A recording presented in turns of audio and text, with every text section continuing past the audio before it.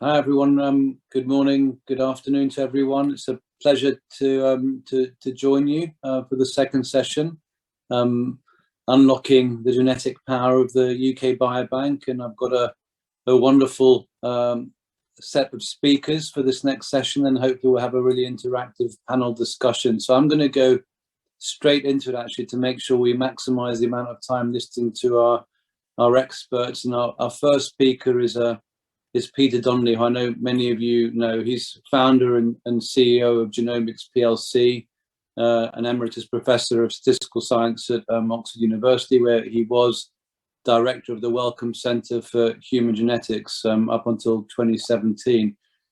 He's got an incredible background, academic background, and has done numerous important studies. One I'm particularly, I think his work on understanding the genetic basis for common human diseases in over 60,000 people is something that I've spoken to him about, and has been particularly important in what we've done in AZ in terms of our genomics work. But in 2014, he founded Genomics PLC. It's a company that's using large-scale genetic data to identify novel drug targets and understand individual risk for common human diseases in order to help us understand and drive prevention approaches in healthcare. Peter's received a knighthood in 2019 from the Queen's and the Queen's Birthdays Honours List. He's a fellow of the Royal Society and the Academy of Medical Sciences. And with that, I will hand over to Peter to give his talk. Thank you, Peter. Many thanks, and it's a great pleasure to be here and to be part of the conference. What I want to do is to talk a little bit about the work we've been doing in genomics to use genetics to understand risk for common human diseases, and central to that are the idea of polygenic risk scores. And I suspect many of you will be aware of this, but just to make sure we're all on the same page, the high-level idea is that we have known for many years that for the common chronic diseases and indeed the common cancers, genetics is a major part of our risk. Indeed, for some diseases, it's the most significant risk factor. What we also know from the 15 or 20 years of human genetic studies that Mene described is that risk arises from the combined effects of many variants. And our polygenic risk scores are based on order 1 million different variants. The idea of a polygenic risk score for a particular disease is to identify those variants, to measure them in an individual, and to combine their effects to get a single score. So the curve on the right is what's called a cumulative incidence curve. I'll show you a number of these. So this curve simply defines individuals according to their polygenic risk. In the curve on the screen, this is for coronary artery disease in a large number of men of European ancestry in UK Biobank. The red curve represents the incidence of disease at different ages in individuals with high polygenic risk scores. The green curve are those with average polygenic risk scores, and the blue are those with low polygenic risk scores. And what you can see is that there's a very big difference between the high-risk individuals who have a 40 to 45% lifetime risk and the low-risk individuals, and furthermore, that their risk starts accruing much earlier in life. So on the next screen, two more diseases, breast cancer on the left for women and prostate cancer on the right. And with our polygenic risk scores, there are women whose lifetime risk of breast cancer is as high as 30%, again, because of the combined effect of many variants. The final curves I'll show you are type 2 diabetes on the left for European ancestry individuals and on the right for South Asian ancestry individuals. Just to make the point that although the polygenic risk score is a bit less powerful in the Asian group, because baseline rates of disease are much higher, it's much more informative to know that someone has a high polygenic risk score in that ancestry group. We have released polygenic risk scores in UK Biobank for all of the individuals for 28 disease and 25 quantitative traits. There's a paper that's just been put onto medRxiv, shown on the right, which validates those scores. It measures their properties in a number of different cohorts, including UK Biobank. It systematically assesses polygenic risk scores across many diseases. And there's also a tool that we've released that allows others to compare their polygenic risk scores, or indeed any that they're interested in, with ours or with other published scores. These are the polygenic risk scores for the 28 diseases in UK Biobank. As I said, we can do comparisons with other scores. There's a much more detailed figure in the paper. This is a subset of those. So each row here is a disease. The points show the area under the curve for different polygenic risk scores for that disease. All the white dots are the scores that genomics has developed. We put a lot of effort into the methodology for polygenic risk scores, and the result is they're more powerful than the scores derived by other academic groups and other commercial entities. Those are all in European ancestry individuals. Again, in the paper, we look systematically at the decrease in predictive performance in non-European ancestries. It's an area we put a lot of methodological effort into. So this slide shows that even for non-European ancestries, our scores are also more powerful than most others.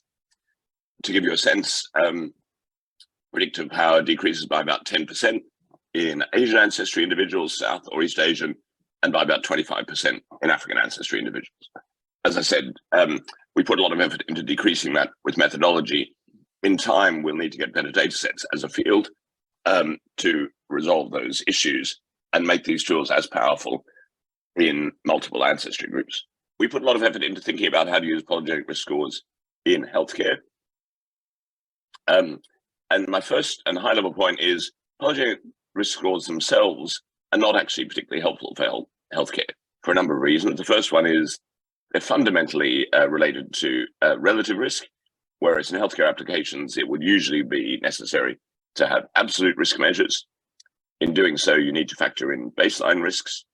You need to account for ancestry in two different ways. One of them is the one many people will be familiar with on the polygenic risk scores themselves, but also, as I showed for diabetes, different ancestry groups will have different levels of baseline risk. And finally, in most cases, in estimating risk, we'd want to factor in other risk factors, at the very least an individual's age and sex, but for example, for cardiovascular disease, their BMI, their blood pressure, cholesterol levels, and so on. We're towards the end of a trial with the NHS of using polygenic risk scores in primary care, in GPs, as we would call them in the UK, for cardiovascular prevention in the UK Health Check. So we closed recruitment last week. The idea is to combine the polygenic risk score for cardiovascular disease with the clinical risk tool that's used routinely in primary care in the UK. It's called QRisk, and to feed those results back to the clinician. We've done an early interim analysis, and the main focus of the study was to check how this fits in GP workflows. And the answer is, well, and how does it land on individuals? Well, the numbers on the right give some sense of that from the first 135 participant surveys. All of the respondents found the test to be useful. 94% said the test was easy to understand, and 93% of them were likely to recommend, or very likely to recommend, to others. So it doesn't seem there have been concerns about, first of all, whether this would need additional training for GPs, and secondly, whether it would cause anxiety for the individuals, and neither of those seems to be the case. We think there's a natural application of polygenic risk scores and other risk factors in population health management. So the idea here is, you might imagine getting a DNA sample from individuals who are currently healthy, say in middle age, across the population, and then having generated genetic data, which you only need to do once, and you can use genotyping arrays, you don't need the more expensive sequencing technologies. You can then estimate risk for a range of different diseases. And disease by disease, you can identify individuals who are at high risk for that disease because of their genetics and potentially other risk factors. Now, many health systems, and it's certainly true in the UK, have pathways in place for each of these diseases. For type 2 diabetes, there are prevention programs. For breast cancer in the UK and many other places, there's screening via mammograms. For bowel cancer, screening in the UK via at-home FIT tests, and then colonoscopies. Cardiovascular disease I've described, statins are available. For osteoporosis, there are DEXA screens. For glaucoma, there are optometrist tests. So the high-level idea is, for many diseases, healthcare systems already spend money, substantial money, on screening or prevention or treatment early. By using these approaches, we can get the high-risk individuals who would really benefit from those programs into the programs. And that's the high-level idea. And just to give you a sense of what that amounts to in terms of clinical impact, if we look in England, between 45 and 65 years old, there are almost 750,000 individuals who meet the clinical guidelines for statins that are invisible to the system, who would become visible and could be put on statins with a decrease in CVD events. There are 350,000 women who meet NICE guidelines for having mammograms every year in their 40s who are invisible to the system. And currently aren't getting those mammograms till they turn 50 and go in the national program. In bowel cancer, we could use polygenic risk scores to make colonoscopies, which are the bottleneck, much more effective. And in osteoporosis, we could use fewer DEXA scans, but more than double the number of individuals identified who need treatment. So the high-level idea is using polygenic risk scores and other risk factors to identify these invisible high-risk individuals and get them into the existing pathways and systems that healthcare systems have in order to improve their outcomes by catching disease early in the case of screening or preventing it altogether. Thank you very much.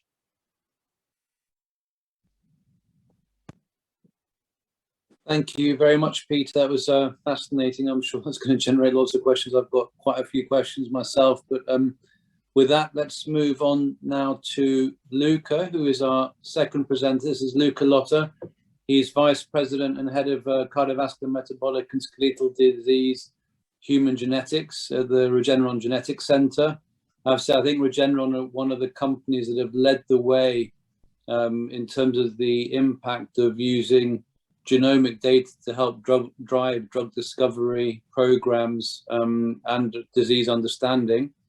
So we're pleased to be working with them in that area as part of our collaborations and genomic work. But I think they've really led the way, and we've learned an awful lot from them. So, Luca, I'm sure you're going to be talking about what you've done. So please take it away. Many thanks for the kind introduction and invitation to present.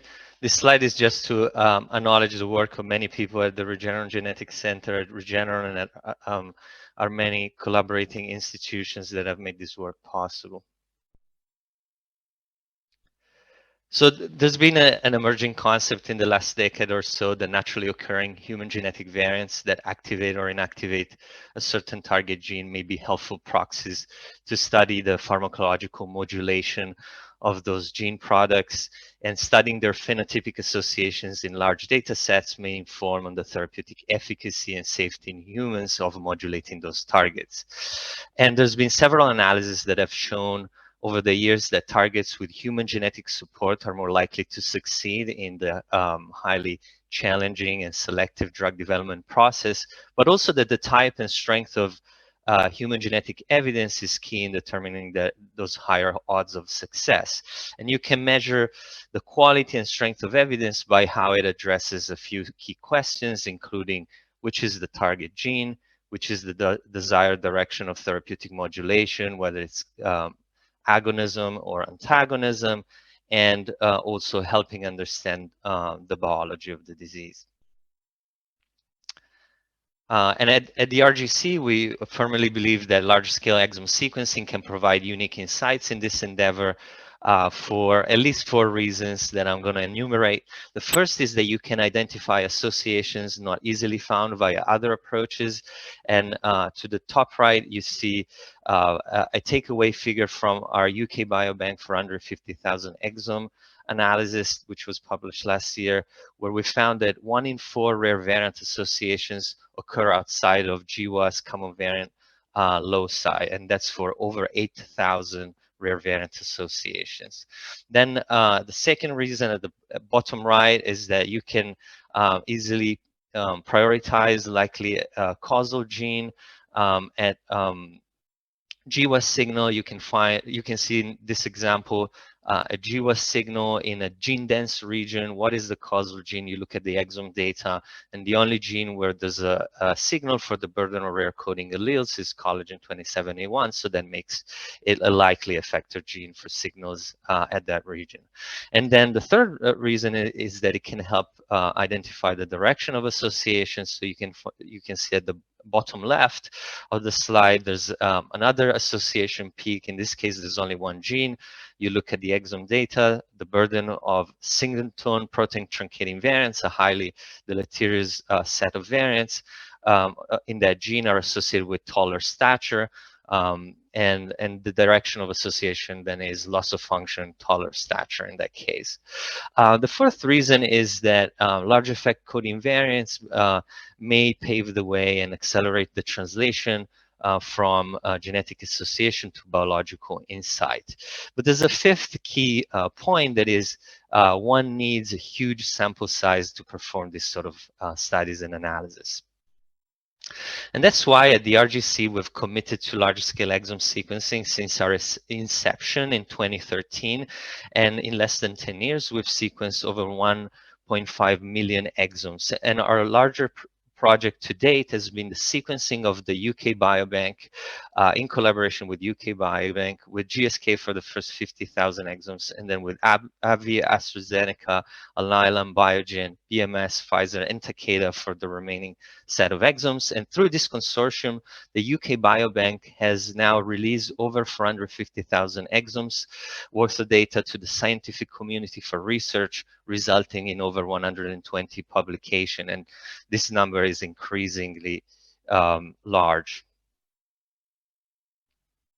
Here's another application of this exciting data set that we've published last year on, which is an application to obesity genetics, where we've combined the UK Biobank data with the Geisinger Health System, exome sequencing from the US, and the Mexico City prospective study from Mexico.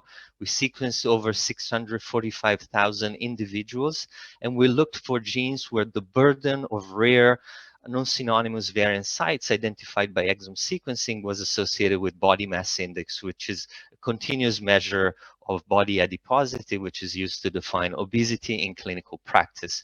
And it was the first study, to our knowledge, to employ exome sequencing at such large scale in a multi-ancestry setting in obesity and beyond.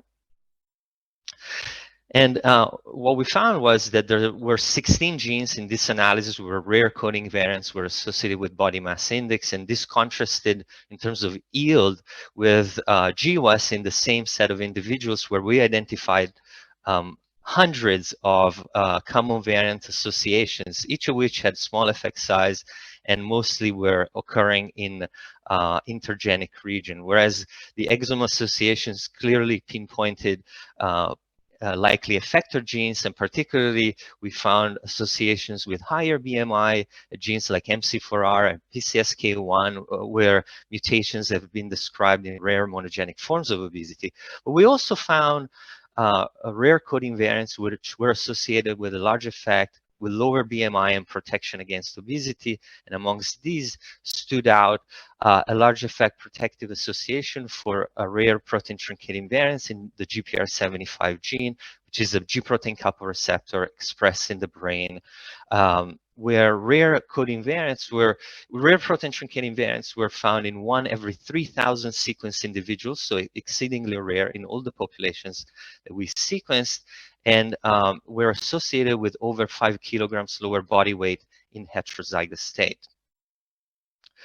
So this first plot shows how the association was highly consistent across cohorts and ancestry groups, and there was a key contribution to the signal for non-European ancestry individuals from the Mexico City prospective study. And we hope that now that the UK Biobank is broadly available to researchers worldwide, it will become commonplace to use the biobank as a comparator and in conjunction with other data sets to make insights.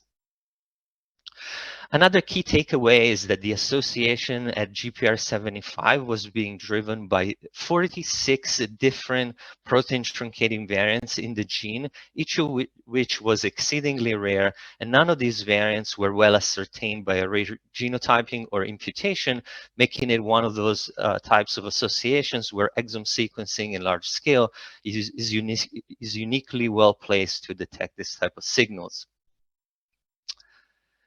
Another key takeaway is that we could easily validate the loss of function variant of these coding alleles with in vitro expression systems in cell lines with experiments performed by our RGC biology team. And we could also fast track in vivo validation with experiments performed by the New York Medical College team using knockout mice that were generated by the Regeneron VelociGene technology, showing in the setting of a high-fat diet challenge, the mice with the genetic deletion in GPR75 gained less weight than wild-type mice with an allelic dose dependent response. And what we observed for BMI and obesity, we observed across health traits in the UK Biobank, again from the analysis of Manuel Ferreira and colleagues from the RGC, looking at all measured health traits in the UK Biobank. We found over 480 gene associations for rare coding alleles, some of which had extremely large effect sizes across many different traits and domains of health. So in summary, this works really hopefully illustrates the power of large-scale exome sequencing in hundreds of thousands of people from large biobanks as a discovery approach to identify new associations, not easily identifiable with other approaches, to provide clear effector gene attribution and direction of association that can inform therapeutic development.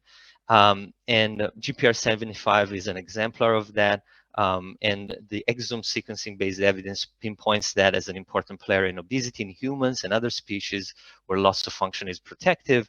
And we're really excited to be pursuing this as an obesity target with our monoclonal antibody program, with siRNA in collaboration with Alnylam, and with small molecules in collaborations with our colleagues at AstraZeneca. Thank you very much. Concluding to say that we have some openings. So if you want to help us find the next GPR75, please visit careers.regeneron.com. And thanks very much for listening. Thank you very much, Luca. Fascinating stuff. And GPR75 is definitely a great target and highlights the power of genomics, I think, in terms of what it can do in terms of new pathways and new biology that opens up. Our next speaker is Keren, who's from AstraZeneca. She's Director of Genome Analytics, and I think she's going to tell the story of our ambition to sequence 2 million genomes and some of the discoveries that we've made since the inception of our genomics program, following in Regeneron's footsteps. So, Keren, over to you. Thank you. I'm really delighted to be here today to tell you about the impact of UK Biobank genetic data on AstraZeneca's drug development pipeline. So as Luca introduced, we know that using large-scale human genomics data in drug discovery and development pipelines can improve their efficiency. And we use this data for multiple applications: target identification and validation, looking for repositioning opportunities for existing drugs, assessing potential safety concerns, understanding disease mechanism, and patient stratification opportunities. And one of our main tools to generate data for these applications are hypothesis-free, phenome-wide genomic analyses. And AstraZeneca's Center for Genomics Research, when we perform these analyses, we use two parallel and complementary analytical approaches. Firstly, we look at the variant level, so this is analogous to your traditional GWAS. And secondly, to access those rare variants, we also collapse them at the gene level and look at the gene as the unit of measurement. So by combining this data from sequencing with phenotype data, including binary and quantitative traits, we can assess the effect of variation across the allele frequency distribution phenome-wide. So these plots show some data from our phenome-wide association study using 455,000 UK Biobank exomes. Due to the scale and the phenotypic richness of the UK Biobank, this is one of the main resources that we can use to generate these kind of association statistics. And these are updated analyses based on the paper that we published in Nature last year. So on the left-hand side is a Manhattan-style plot showing that for a number of phenotypic groups of particular interest to AstraZeneca, we actually identify thousands of significant gene-level associations, and many of these have a large effect size, so are potentially clinically meaningful. So next, we wanted to know how useful is this data set for target identification and validation. So to answer that question, we took the subset of associations which meet our threshold for statistical significance and found that they were enriched for genes that are targeted by FDA-approved drugs. And so this suggested, and it's subsequently demonstrated to be true, that this data set is indeed a really rich resource for finding new targets. So I'm going to move on to tell you a little bit about what we're doing with the whole genome data and also the proteomics data. But first, I just wanted to mention that two particular issues that are of importance to Astrazeneca and the Centre for Genomics Research, and these are data sharing and diversification.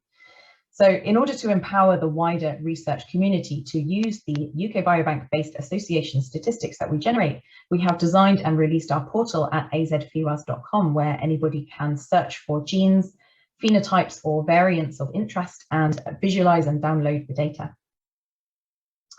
We also looked at ancestral diversification. So the UK Biobank is around 95% white European ancestry, and analyses are sometimes limited to that subset for technical reasons. But we know that across the field of human genomics, if we limit analysis to individuals of European ancestry, then not only do we limit our power to detect new associations that might only become apparent in other ancestries, but it also results in health inequalities. And so we looked at analyzing multiple ancestries separately and then combining them together in a meta-analysis, and we found a number of associations shown in this plot in the turquoise points that become significant only when we include those ancestries, really demonstrating the importance of doing that wherever it's technically possible. So AstraZeneca are part of the consortium to perform genome sequencing on the whole UK Biobank cohort. And we're really excited about the potential of this data because it will allow us to access classes of variants that we have not up till now been able to include in our analysis. So structural variants and non-coding variants, for example. And so far we have performed a series of pilot phenome-wide association studies using a subset of 150,000 UK Biobank participants. And here I'm showing the results of our long non-coding RNA PheWAS. So we're interested in these class of genes because they may represent promising classes of drug targets. And also because this is a largely unexplored space, there's a lot of potential for novel discovery here. So we're still kind of technically refining this, and we're going to be rerunning it on the full cohort when that's ready. But our preliminary results, as you can see here, suggest that there are a lot of associations across phenotypic chapters of interest with rare variants in long coding RNAs and diseases. So for the rest of the talk, I'm going to focus on the proteomics data. So this data comes from the UK Biobank Plasma Proteome Partnership, or the UKB PPP, which is a collaboration between Olink, UK Biobank, and 12 pharmaceutical partners. And the plasma protein levels of 1,500 proteins have been measured in over 500,000 individuals, and this is soon to be increased to 3,000 proteins.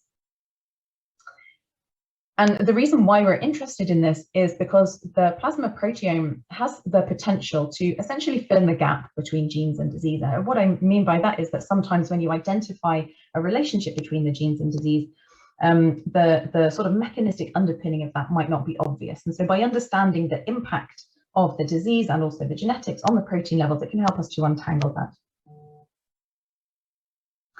So here I am showing the results of our rare variant-based cis-pQTL phenome-wide association study. So on this plot, each point is a variant that is significantly associated with a change in the levels of the protein in which it is found. So the first thing that I'd like to highlight, and these are stratified according to variant category. So the first thing that I'd like to highlight is that while, as you would expect, the vast majority of truncating variants are associated with a decrease in the levels of the protein in which they're found, there are a small number of potentially interesting variants which are actually associated with an increase in the expression. And there are various possible reasons for this. Perhaps a kind of compensatory upregulation might be playing a role for some of these. And we're going to be looking into these further. Similarly, for our missense variants and in-frame indels, again, the majority are associated with a decrease in expression, but there are a substantial proportion that are associated with an increase, and these are potentially gain-of-function variants. So this data set can help us to discriminate between loss of function and potentially gain-of-function missense variants. So this is not only biologically interesting, it's also really important, particularly in the context of drug discovery, because when we're thinking about designing a new medicine to target a particular gene or a particular gene product, we need to know whether we want to increase or decrease the activity of that. And finally, non-coding and synonymous variants. So these are often excluded from analyses, particularly rare variant analyses, because they often don't have a functional impact.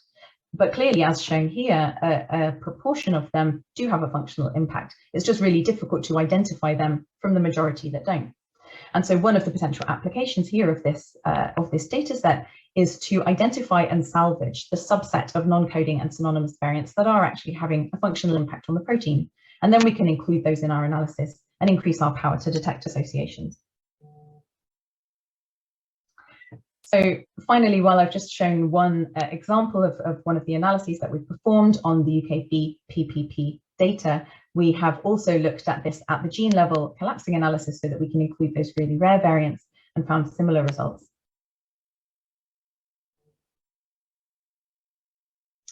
So to summarize, the scale and the depth of the UK Biobank makes it extremely valuable, probably uniquely so for drug discovery and development in this context.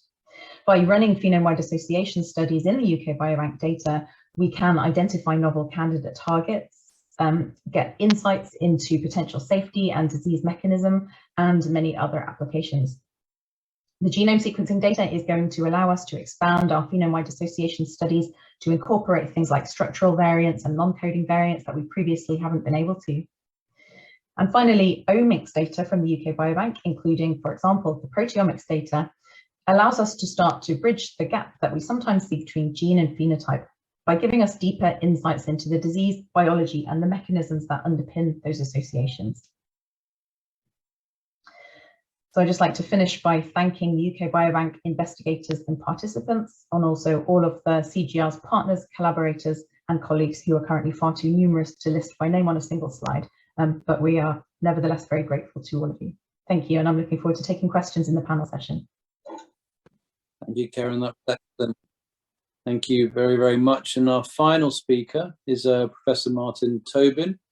He's a consultant in public health, fellow of the Academy of Medical Sciences, and Professor of Genetic Epidemiology and Public Health at the University of Leicester. During the pandemic, he's developed studies to improve understanding the risk factors and consequences of COVID-19 infection.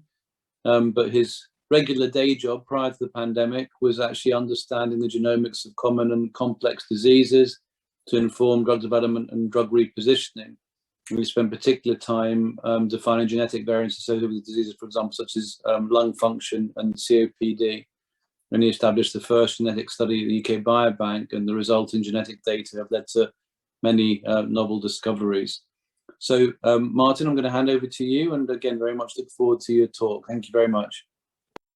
Thank you very much, Mene, for that kind introduction. So I'm going to be providing some reflections really on where we have got to and where we might go in terms of genetic assays in UK Biobank. So the past 20 to 30 years have witnessed enormous advances in human genomics that have allowed us to complete some of the giant puzzle really that represents how human genetic variation causes disease. And these advances have allowed us to define a reference genome, to characterize how DNA varies between individuals, and then to relate this DNA variation to health and disease. And this progress has been fueled by a number of factors, including technological developments that allow measures across the human genome and on the scale of biobanks, by new data analysis methods, and by ambitious collaborative projects that have brought scientific communities together. And array and next generation sequencing have been key enabling technologies. So SNP arrays allow us to measure a pre-specified subset of usually common sequence variants, whereas genome sequencing can theoretically allow us to measure each nucleotide in the genome. In short-read sequencing, we're able to measure or read short fragments of DNA, typically less than 300 base pairs, whereas long-read sequencing allows us to measure much longer DNA fragments, for example, over 17,000 base pairs long in a UK Biobank pilot study. After sequencing, we need to map the sequence of nucleotides or reads onto a reference genome to recognize which fragment of the genome it relates to. And complex genomic regions, such as repetitive sequence, or where there are deletions, insertions, or rearrangements of DNA, these present mapping difficulties for short-read sequencing. To date, genome-wide association studies based on array genotyping and with imputation from a reference panel of sequenced individuals have discovered many thousands of disease associations that have together provided improved understanding of disease biology and risk. And to date, the vast majority of these associations relate to common sequence variants. And we have now, as you've just heard, entered the era of sequencing-based genome-wide association studies, with recent papers from whole exome and whole genome sequencing in UK Biobank, improving understanding of human genomic variation in the UK population and its relationship to disease. And among the highlights from these papers are examples you've just heard of discoveries of associations in parts of the genome that were not highlighted from genome-wide association studies of common variants, but also some really nice examples of allelic series. And allelic series are where we have independent sources of evidence implicating target genes and proteins. And this type of evidence is especially valuable before we commit substantial resources in further functional genomics research or drug development focused on a particular target. And I think we can be confident that additional allelic series will be found when we have the means to detect them. So there is much to celebrate from the discoveries to date, and there will be further discoveries from this genomic data already generated in UK Biobank. But as scientists and clinicians, we're also interested in what we are missing. And with the genomic technologies we've employed to date, we know that some types of human genomic variation are still understudied despite the importance of such variation in diseases. So I mentioned earlier that complex genomic regions can be those where there is repetitive sequence or where there are deletions, insertions, or rearrangements. And in such regions, even the measurement of single nucleotide variants can be compromised from short-read sequencing. And the accuracy of structural changes is uncertain using short-read sequencing. The terminology in this area of structural genomic variation is a bit tricky, with many reserving the term structural variants for longer insertions, deletions, and rearrangements of greater than 1 kilobase in size, and referring to smaller structural variants as indels or repeat polymorphisms. But all of these types of variation provide challenges for short-read sequencing. And we've known for many years that structural variants are associated with human phenotypes and diseases, as this 2009 review highlighted. But this area remains underexplored from association studies based on arrays and short-read sequencing.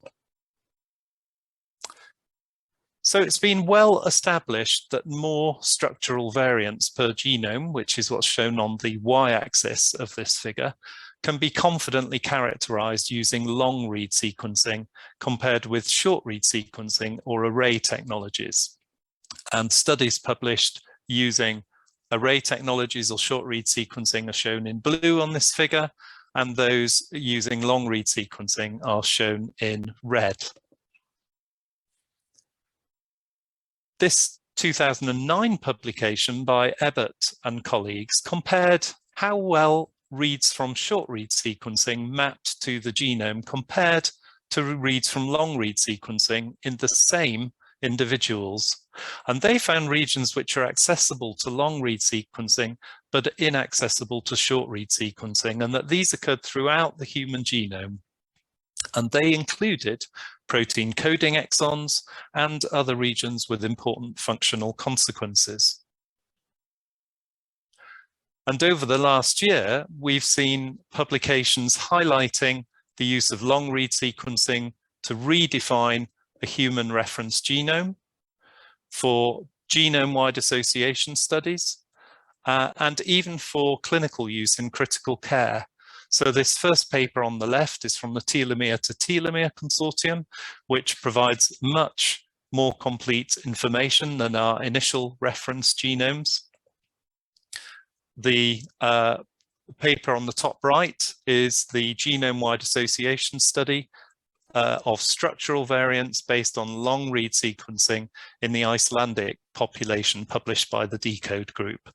And finally, the paper on the bottom right highlights use in a clinical setting of nanopore sequencing in critical care for both adults and children. So why undertake long-read sequencing in UK Biobank specifically? Well, there are no long-read sequencing projects underway in a large UK general population. UK Biobank has very rich phenotyping, as we've already heard, and I think we'll be hearing more about today. And the depth of phenotyping is improving with each year that goes by in UK Biobank. We know that UK Biobank have, with the sample collection and storage protocols, have suitable samples for long-read whole genome sequencing. And of course, really importantly, UK Biobank is accessible and widely utilized, which would provide a strong return on investment. So nanopore sequencing is underway in Genomics England to sequence cancer genomes. And looking internationally, we are able to find a number of long-read sequencing projects, but none with similar access to UK Biobank. And two key concerns about long-read sequencing in the recent past have been its higher costs and its higher error rates. However, costs have now fallen, and error rates are substantially lower when long-read sequencing is analysed concurrently alongside short-read sequencing data, which is now, of course, available in UK Biobank. Nanopore sequencing costs have, in particular, become feasible to employ the technology at scale, and its use in a 2019 pilot in UK Biobank provided high-quality data, and there's growing experience of its use. So we have formed a partnership called UK Solve, which aims to catalyse long-read sequencing in UK Biobank and facilitate its use by the scientific community for association studies with more complete genomic characterisation than studies to date. In summary, this would seem a very opportune time to undertake long-read sequencing in UK Biobank. Thank you.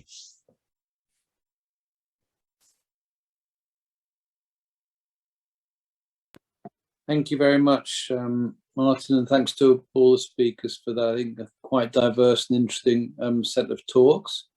I think we now have around 10 or 15 minutes for Q&A and panel discussion.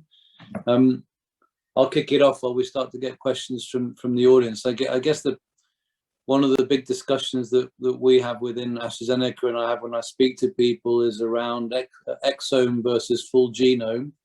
And I'm just wondering, and I know you have different points of view, but I'm wondering whether we could maybe have a discussion about the power of full genome versus exome sequencing, what we might miss or not miss, and whether it's actually worth the extra effort and investment. Who wants to go first? Just chip in. I'm not going to go to anyone. You go. So let's start with Peter. I'll start with Peter, and then we can go around the clock. Martin, Keren, Luca. I think I'm probably least well placed of all of those involved. I mean, certainly when we think about healthcare applications, there will be a world in the future when there'll be whole genome sequence data available on everybody. And I think the questions we struggle with now, and actually genotyping data, I think is also worth considering, because polygenic risk scores only need genotyping data. It's 10 to 15 to 20 times cheaper, so you can do that many more individuals for the same cost. I think all of those technologies have their place, and they have different kinds of uses. And one of the nice things about everyone else's presentations is to get a sense of what some of the special advantages of particular sequencing technologies are. Thanks, Peter. Martin, thoughts? Thank you. Again, I'm not as well placed as Keren or Luca would be, I think, to comment on that. But I guess from the perspective of cohorts outside of UK Biobank, there are a number of considerations, such as whether or not to spend equivalent resource on enriching phenotyping, as well as the choices between different genotyping or sequencing platforms. I think in the context of UK Biobank, we're now at a stage where there is such rich phenotyping that really any of these technologies are going to reveal novel findings as we're able to make a step up to the next platform. So I guess cost is a big factor, and it's really important to have the large sample sizes, as has already been emphasized. Yeah. Thank you, Martin. And Luca, I mean, maybe you can talk a little bit, because I know you guys have talked about it a lot at Regeneron, and you've gone down the exome route. I think we're doing both. Talk about what you think you might miss or not miss. Yes, I think, in a sort of setting of unlimited resources, everybody would love to have as many samples, whole genome sequence as possible, with short reads, long reads.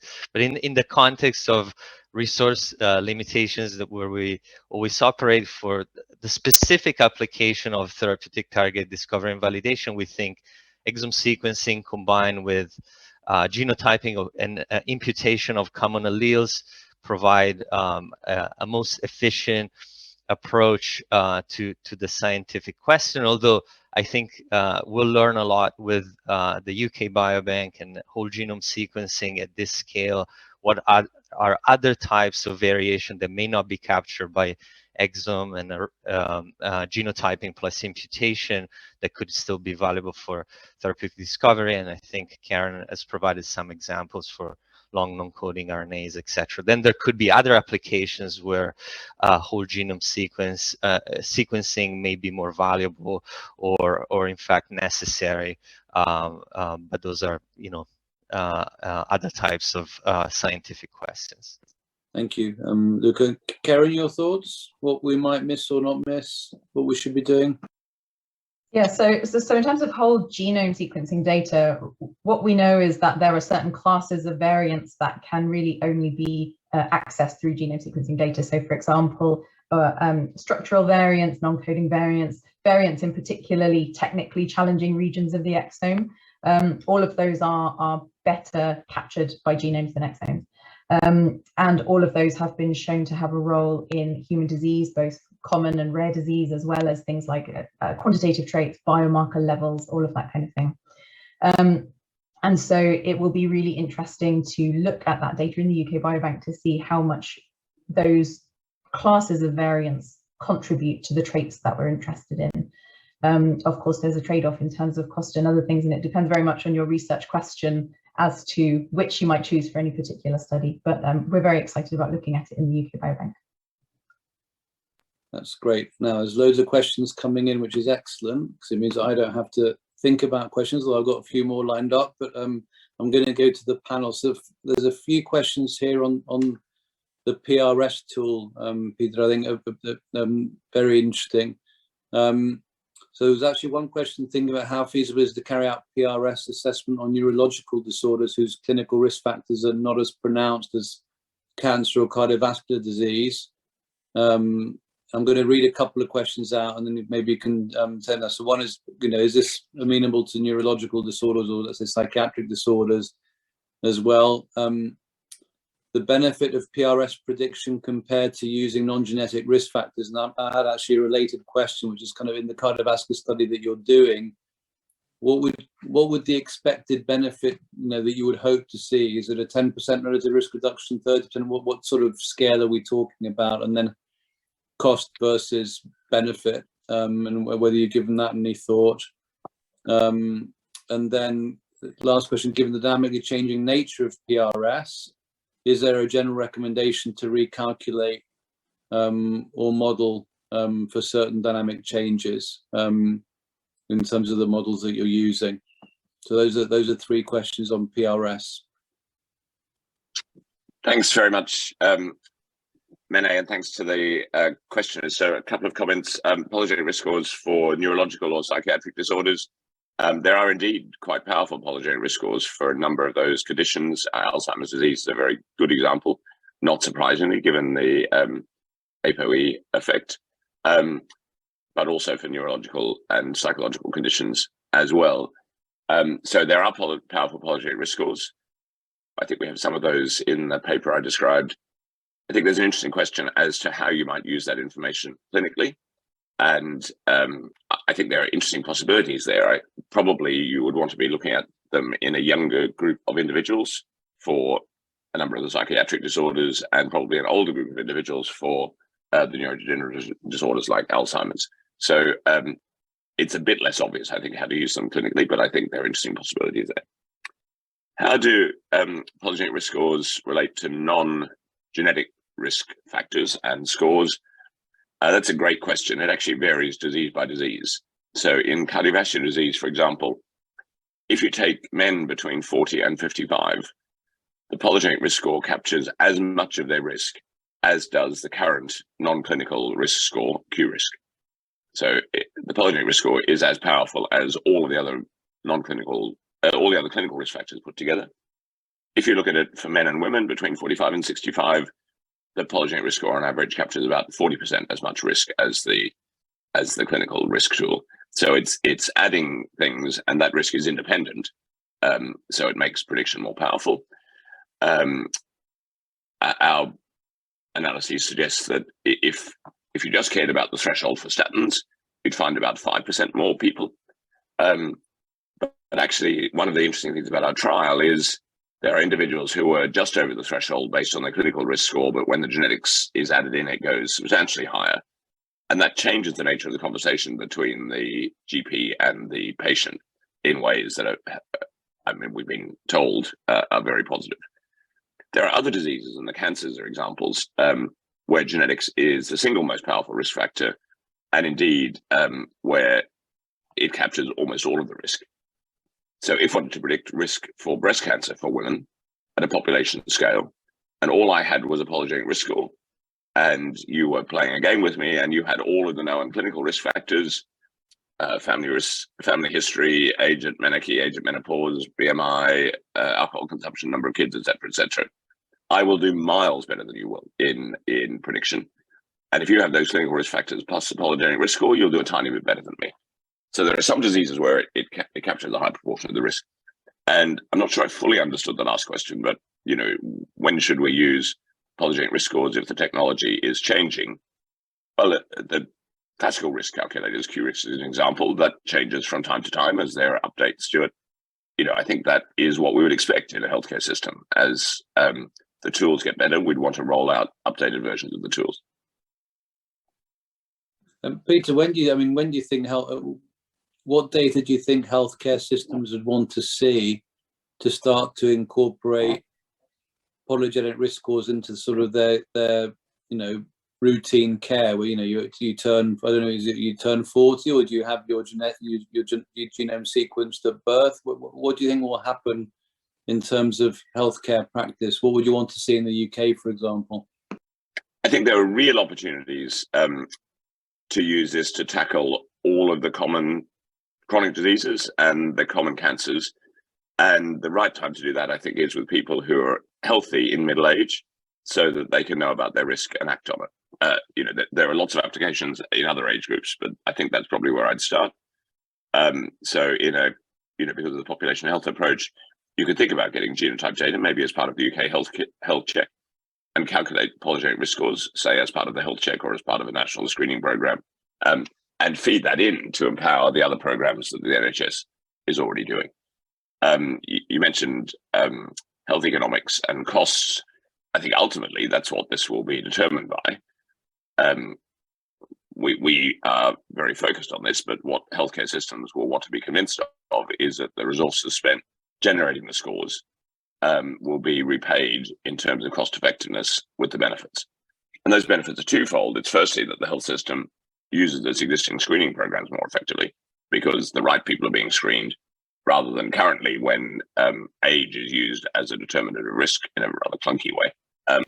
But also in terms of improved outcomes over time for individuals and for the populations. Thanks, Peter. Keren, a question for you, and actually I've got a question for you, which is that around I thought that the slides you showed around the genomic changes that are driving either up or down regulation of protein expression in different genes, and whether we're actually using big data to help us, up-regulating genes, right? Or it's quite a challenging thing. Agonism is always more difficult than antagonism. Whether we're actually learning anything fundamental about the mechanistics of up-regulating proteins versus down-regulating them. We can knock them down with ASOs and siRNAs and small molecule antagonists and block with antibodies, but we struggle a little bit more to switch things on. How can you use all this data to help us understand better how to switch things on? Yeah, so I think this UK BPPP data set has so many possible applications, and just one of them is helping us to interpret what those germline variants that we find in the sequencing data are actually doing. So in this case, they have the potential to help us distinguish between, for example, gain of function and loss of function missense variants. So I guess in the sort of short term, that could be used as a sort of triaging to help us if we see an association come up between missense variants and disease. One application is that it could help us triage protective associations, which we're particularly interested in identifying for the reasons that you said. Thanks, Keren. And then Luca, for you, a couple of questions. One, have we done all the exome sequencing we need so that it becomes a sort of an exercise of diminishing returns in terms of that you've got all the rare variants you can get, or actually would another 400,000 exomes find you, another set of risk genes that could be driving or protecting from disease?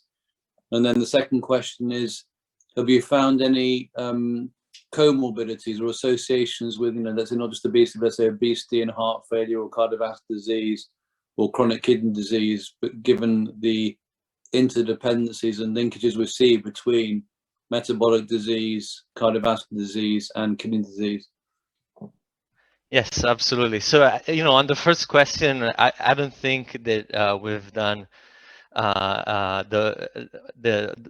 all the exome sequencing that we need. In fact, some of our analysis of the UK Biobank exome sequencing data suggests that we're powered to really test the hypothesis of the phenotypic impact of heterozygous loss of function for a small number of genes, and then we're only scratching the surface of estimating phenotypic consequences for homozygous loss of function in the genes in the genome.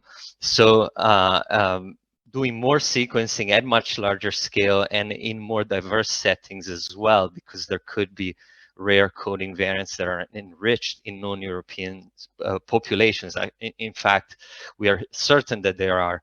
So, we'll provide more and more insights. And I guess with exome sequencing at an ever larger scale, you can find larger effect associations. So stronger impact on phenotype, which is what we're looking for, because we're looking for the driver pathways for human disease. So I think we're only scratching the surface as it relates to the first question. And in terms of the second question, most definitely we observe that naturally quantitative traits like body mass index are most powered to detect associations. But once we find associations and we test associations for those genes with cardiovascular and metabolic outcome traits like coronary disease, myocardial infarction, or type 2 diabetes, we see very strong and large effect associations for rare coding variants in those genes that are relating to BMI or cholesterol and other cardiovascular risk factors.